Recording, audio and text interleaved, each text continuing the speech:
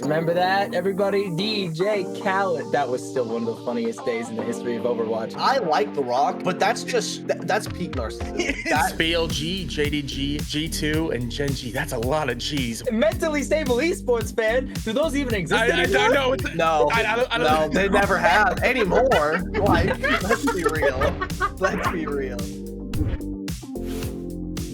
Hello, everyone, and welcome back. Week number 12 here of the loading screen. I messed it up immediately. It's week 13. I messed it up literally immediately. Hello, everyone, and welcome back. It's week 13 of the loading screen. My name is Soren. Joining me, as always, are my wonderful co-hosts, Ged, Zero. Ged, start with you. How are we feeling today, man? I'm feeling pretty all right. It's been a really good week to be a Falcons hate watcher, so I'm feeling great. I'm feeling amazing, really. How about you? Pretty good. You know, a little under the weather after this weekend's, but I think I caught a little sickness, but that's okay. We're recovering. We're alive.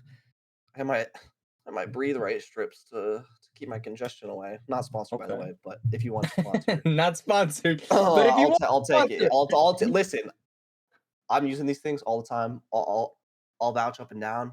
Give me the bag. I'll be there. I'll be there. Not gonna say no to the money. Yeah, absolutely. But with that being said, there is plenty of news in esports going around right now, so we are just gonna jump right into it, and we're gonna be starting with the Call of Duty scene. CDL Major II crowned Vegas FaZe champions. The Call of Duty League hosted their second major of the season at DreamHack Birmingham, where Vegas FaZe lifted the trophy, taking down the favorites of OpTic Texas 4-1 in the grand finals. They made an incredible run, having to take down a strong LA Thieves team, the reigning champions, Paris GentleMates, and the statistical favorites, OpTic Texas, as well as the surprise contenders in the surprise package of the entire tournament, Toronto Koi, to eventually take it home. And it's their first win with their new roster, having moved on from the deadly trio of Simp, Cellium, and Abezy. They picked up Abuzah and 04 for Cell and Abezy earlier in the year. And it also, with this win, makes it first-time champions Abuzah and 04. After I looked back, I think 4 second-place finishes in 2025. So they finally got themselves over the hurdle. And Dunzo, oh, absolutely. And in pretty dominant fashion, too. Like I said, 4-1 in the end. But did mention them already. Toronto Koi were the surprise package of the weekend, though.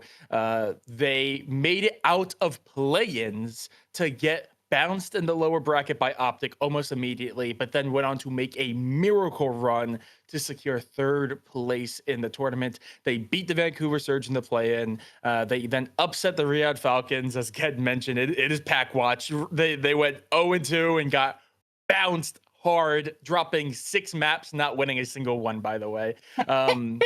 They eliminated the reigning champions, Paris GentleMates, swept LA Thieves, and then only eventually fell to the champions, Vegas FaZe. Absolutely massive event. I saw some, I got to see a little bit of it. I wasn't able to watch all, but man, the crowd in London is absolutely in Birmingham.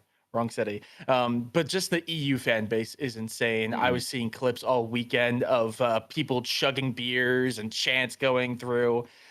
Just another reason why we need to see even more EU majors. And it's only the first one. We're going to Paris for CDL, I think for Major 4 as well. So, incredible scenes from the entire tournament. Overall, I think it's just an amazing time for everyone, and it has a good storyline. Yeah, it was a fun tournament for sure. I was I mean, as stated, Falcons, what the hell is happening over there, man? In the final week of the stage 2 regular season, not only do you lose a series in map 5, but you lost it to the Surge. Like, first of all, let's go Surge. Those my PNW boys. Second of all, how are you losing to Surge, Falcons? Like, that should never be happening. The Surge are dog shit terrible, just a horrible team this year. You should never, ever, ever be losing to them. And yet, here they are.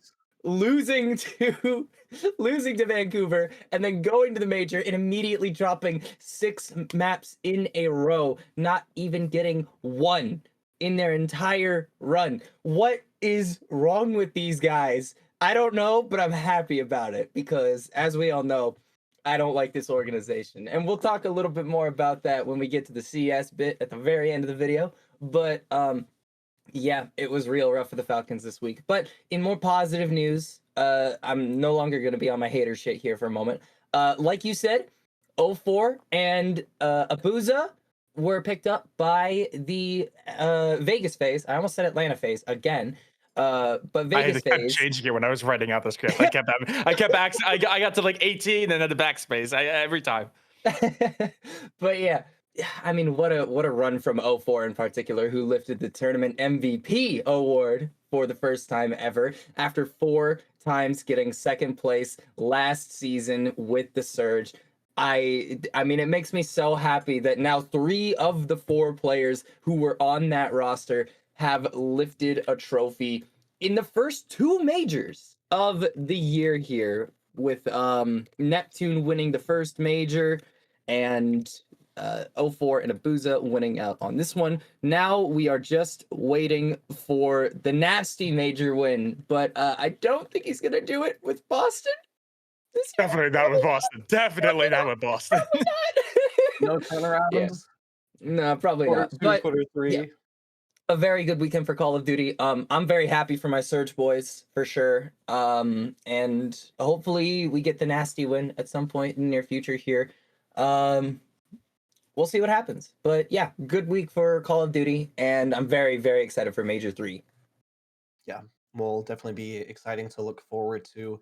A little bit of more Debbie Downer news, not so good. I mean, I know the esports winter, everyone's talking about springtime coming around soon, hopefully, but still a couple cold snaps before we get there. Esports Insider, an esports business news outlet, have begun downsizing operations after Google manually struck the website and de-indexed it off of the search engine 3 weeks ago at the beginning of March 2026. This comes after Esports Insider was acquired by Clickout in 2025, which started the trend of Esports Insider aggressively focusing on gambling and betting, search engine optimizations, as well as third-party affiliate hostings.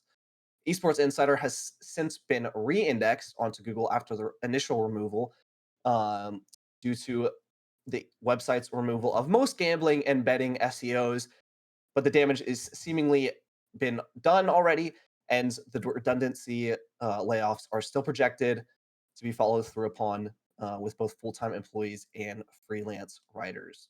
Founded in 2016 by Sam Cook under Sports Global Group, ESI played a major role in one of the only press companies delivering business-to-business esports journalism through their reporting, sponsor analysis, and global industry conferences.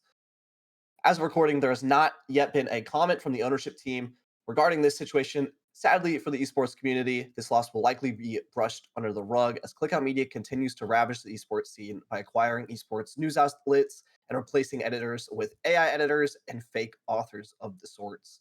This sort of loss is pretty common, though, within mergers and acquisitions in the corporate world, as Clickout looks to build their business and company vertically rather than horizontally to have a better foundation within the esports scene itself. The acquisition likely was just another way to get, I mean, more eyes on Clickout, another way to potentially expand vertically and upward within esports. But as if it didn't work out, it's not that big a deal, and it looks like they'll be cutting their losses with some of these things and trying to optimize as much as they can, as we can see with the its replacement of the AI editors. I don't think it's a great look, and it kind of is. I mean, I think it's honestly, it's not kind of, it really is unfortunate because Esports Insider has continuously been for 10 years now one of the backbones, I think, of esports journalism and exposing some of, I mean, just some of the more shady stuff going on in Yeah. esports. as well as just giving more clarity to the general consumer base. I know there's been lots of articles on like the EWC, the Overwatch League, stuff that was happening, Valorant partnership system. There's been constant great communication from Esports Insider that has given just fans, casual fans, or other business partners plenty of information regarding more in-depth stuff of the esports scene where you really just don't see it anywhere else. And I'm not sure if there's going to be someone to like fill this vacuum. But it is a little sad. Of course, there aren't confirmations of the layoffs of who all has gotten uh, fired, essentially, but there will be likely more updates and follow-ups in the coming months. It really is a shame. I mean, I use I wa- I used Esports Insider for a very long time. I was focused on trying to be as especially towards like the end of last year. And I relied on them pretty heavy. So when I saw those come across the feed, I was actually rather sad because this was my primary news outlet Mhm. for And the it's longest time. it's not as if they're completely gone or will be completely shutting down. It's just they are downsizing operations.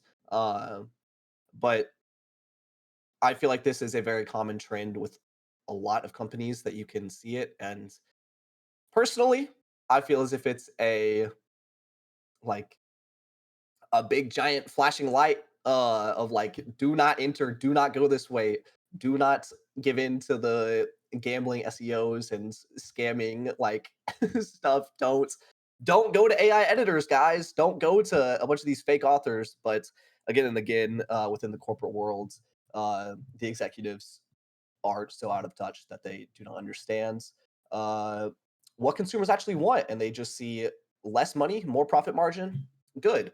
So screw you, Clickout. Uh, anyways, moving I'm on. on the front.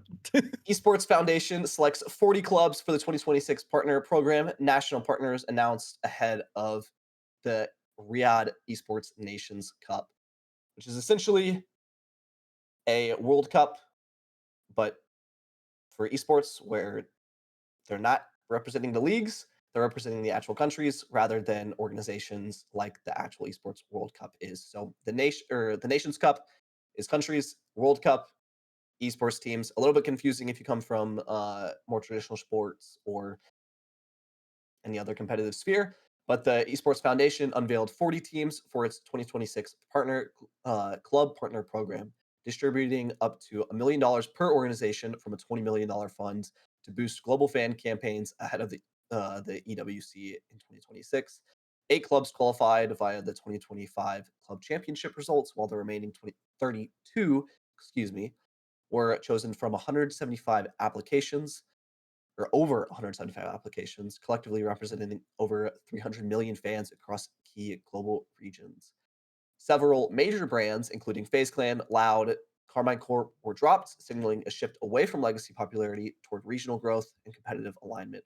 New entrants such as Godlike, Foot Esports, and NRG, among others, highlight stronger representation from India, Turkey, LATAM, and SEA. Program funding supports content, fan activations, and international expansion, but does not guarantee qualification for EWC, with all partner clubs still required to earn competitive spots. And the Esports Foundation has appointed national team partners across 100 plus countries ahead of the biennial Esports Nations Cup in Riyadh, creating a global national team structure to complement club competitions like the EWC and making one of esports' first large scale country based competitive systems. I think we all here have our own thoughts on the EWC and the Saudi regime within esports and the esports washing going on there. This is another continuation of it, I believe. I mean, it just very clearly is, as the direct government hands in Esports Nation Cup. It's a cool event. Uh, Honestly, it really is a cool event. I think it's a great thing if we could see this type of thing without the involvement of human rights violations via governments and having the governments had the direct hand in it. But here we are. That's not going to happen. The U.S. Army still sponsors NRG. The Esports World Cup gives out money like no others, and it's the esports winner. People are going to take the money, or else they're going to go bankrupt. And sadly, yeah, that's about it. Sadly, there's nothing seemingly to do, but it'll be I guess, a cool event to watch the VODs of. Yeah, it'll be a cool event to look at the Wikipedia page afterwards and be like, oh, cool. They rigged it for Saudi Arabia in every game imaginable. I'm just happy that I'm just happy that there's been certain games that have been doing this thing for a while now, and I've brought it up before. The fact that Overwatch has been doing the World Cup since 2016, PUBG Nations Cup has been a thing for a very long time, and I'm pretty sure PUBG.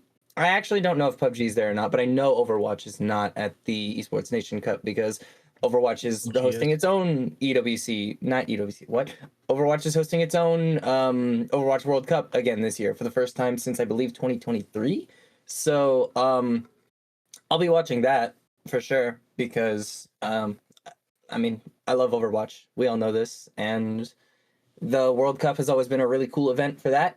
And I've always hoped more games would hop on the trend, but unfortunately, I hate the fact that this is how it's happened.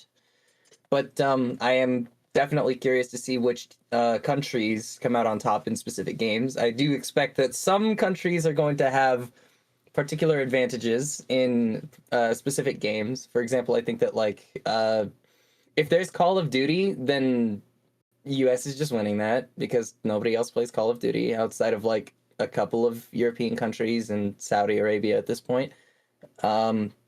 If there's they got any of the, if there's any of the, maybe a little bit of LATAM and COD, but I think the most interesting games to look at results wise are going to be like Counter-Strike. I'm very curious to see how Rainbow Six goes because I think that's also at ENC. But yeah. I'm just hoping, I guess, that the Olympics, right? We never the esports Olympics kind of just got because the ICC didn't really want to have violent games, which I guess, bro. But literally 90% of esports or of the most popular esports weren't involved. So maybe this will be a way to give it, and I'm not sure the exact rules. I don't think it's going to be a system like the EWC where the more teams you have involved, the more points you're going towards the actual event.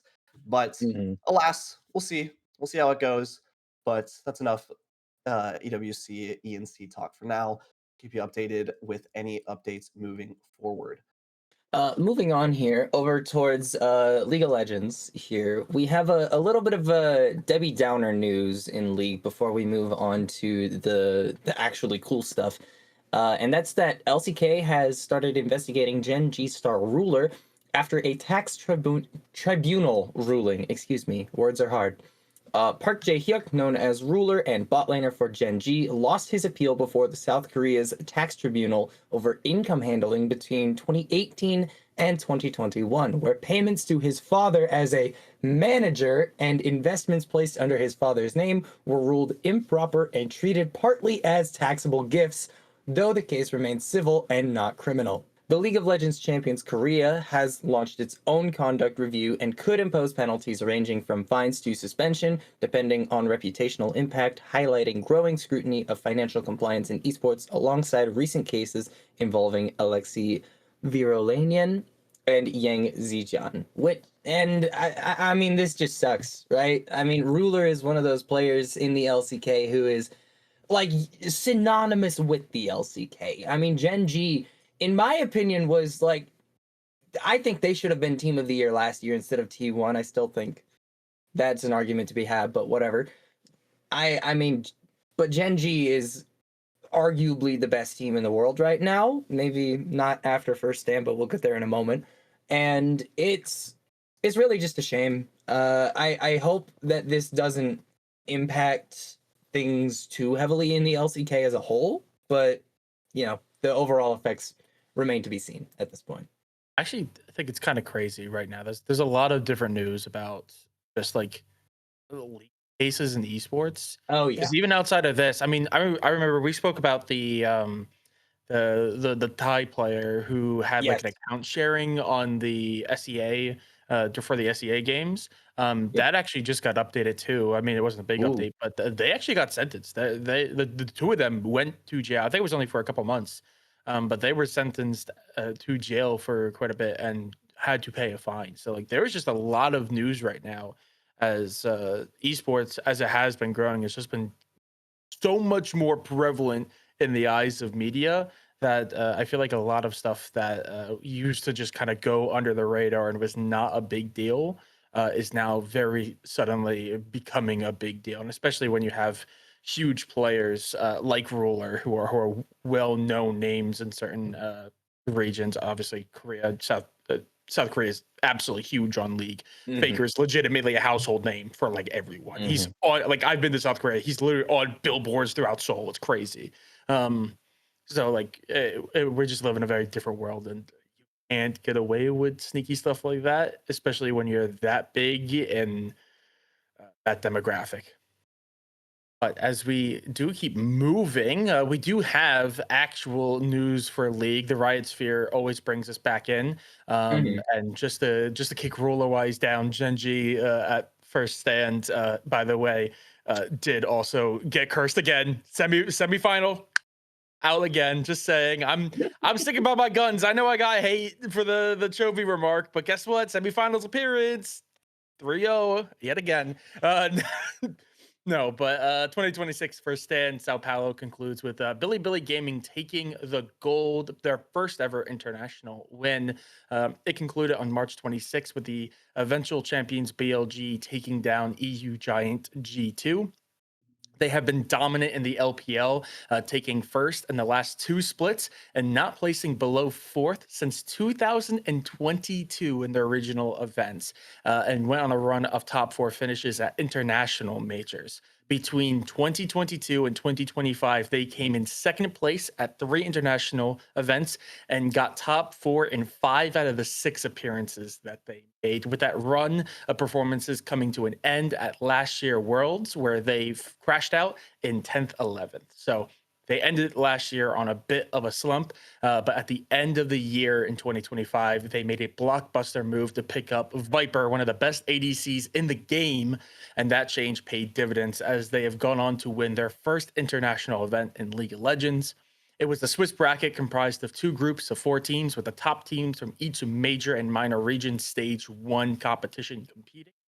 BLG, JDG, G2, and Genji. That's a lot of G's. Man, I just realized that. That is a tongue twister and a half.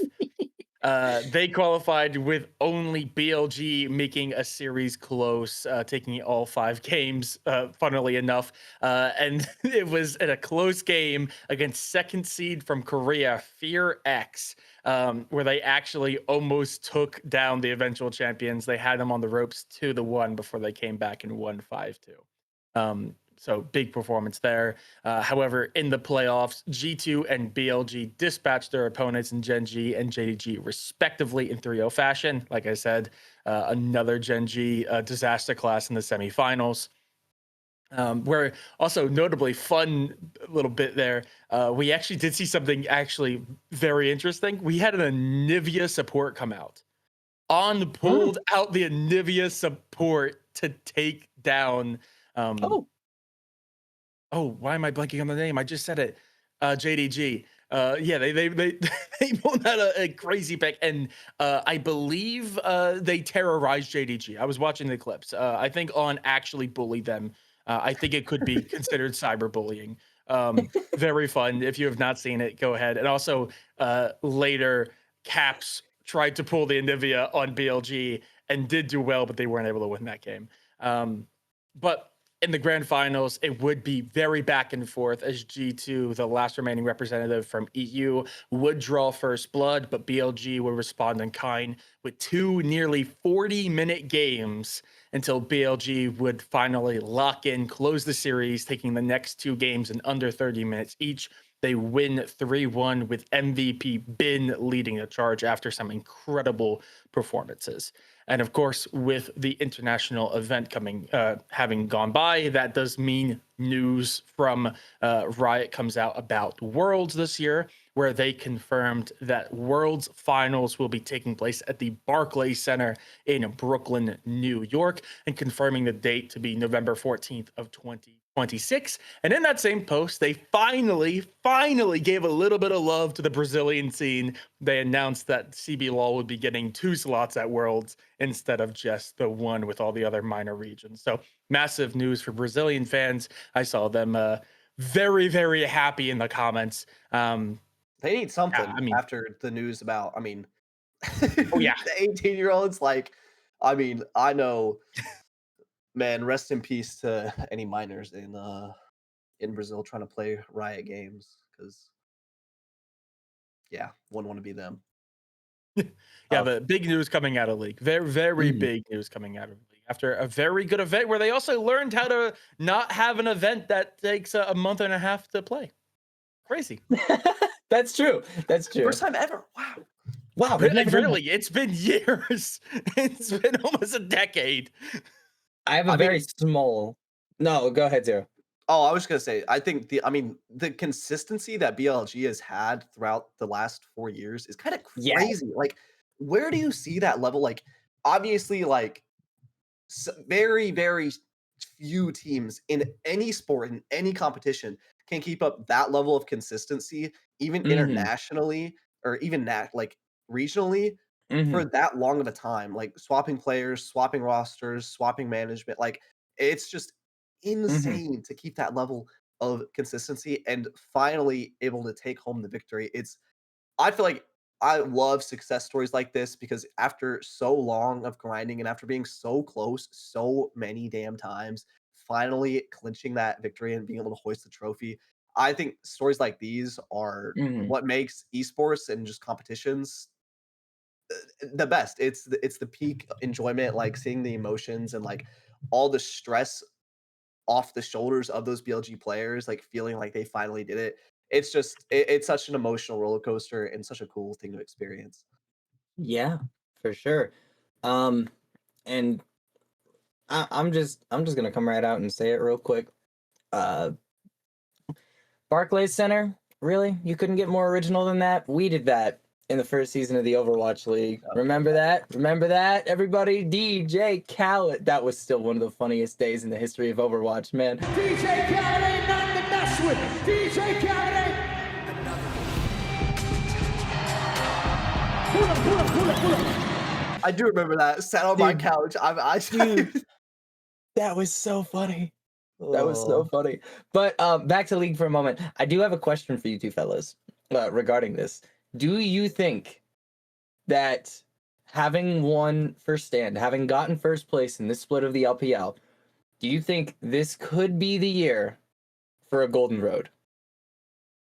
I saw that. They won the LPL, so they're technically on track. And the fact that people are already talking about it makes me feel very, very scared. But I will say, I took a look, and because I was trying to figure out who they had at the end of the year, and I figured it was Viper. But I mean, looking at their roster, you have Bin, who is probably arguably the best top laner in the history of the game. You have Jun in jungle, who's been doing incredible. And then your bot lane and mid combo is Knight, Viper, and On. Like, that is an absolutely incredibly stacked team. I'm not going to say that they can or cannot. I think that really is a little bit too chaotic to determine. But I think they are easily a high enough caliber team on paper to match all of the incredible runs that we've seen in the past. I think they can do it.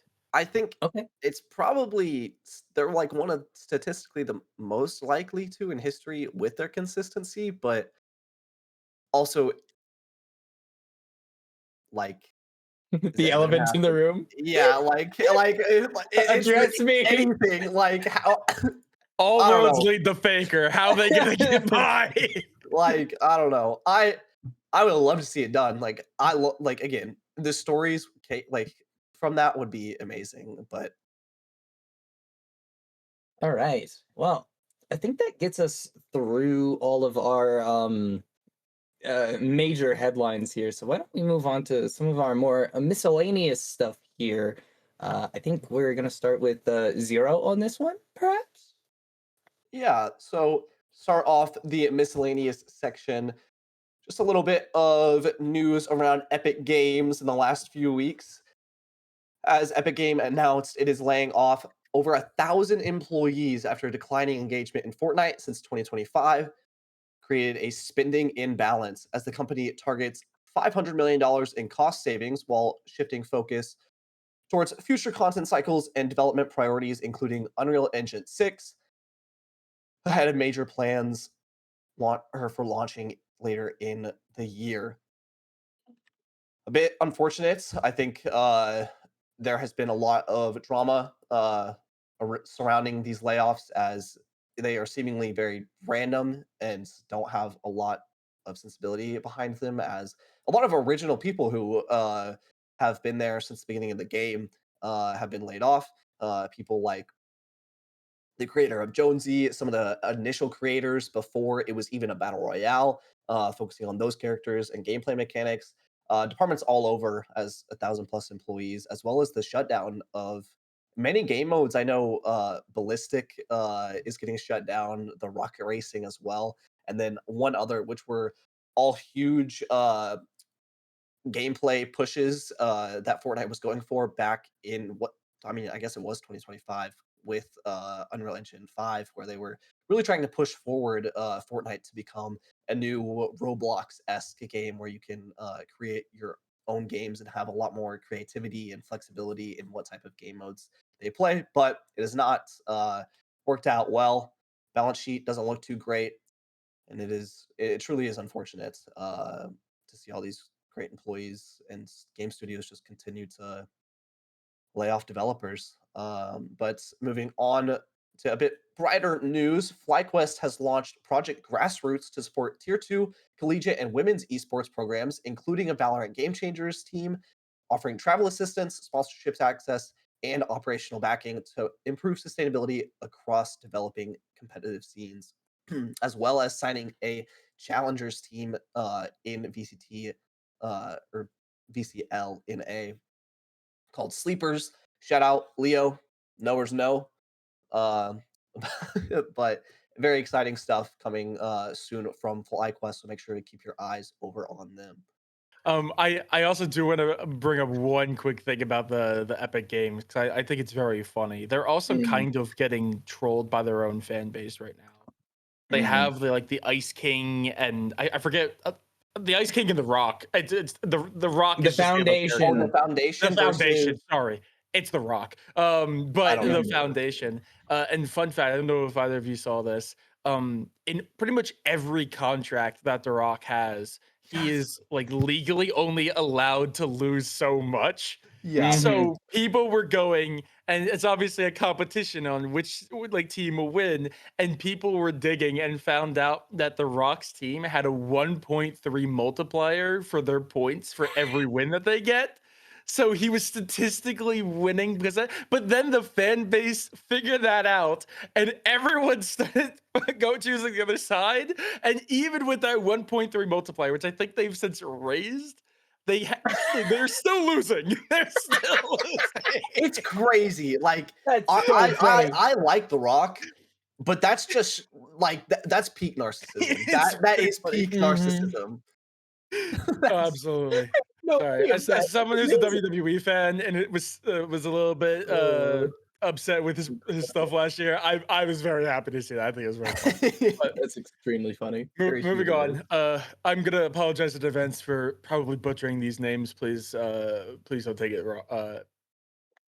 President Mohammed Muzu confirmed construction of the Maldives' new e-gaming arena at Sultan Park will begin in Q2 of 2026 with around 40 gaming stations plus tournament and media facilities to support youth esports growth and future international events, joining wider global arena investments from British esports and Chongqing Chongqing. Wolves. Chongqing. Okay, I apologize.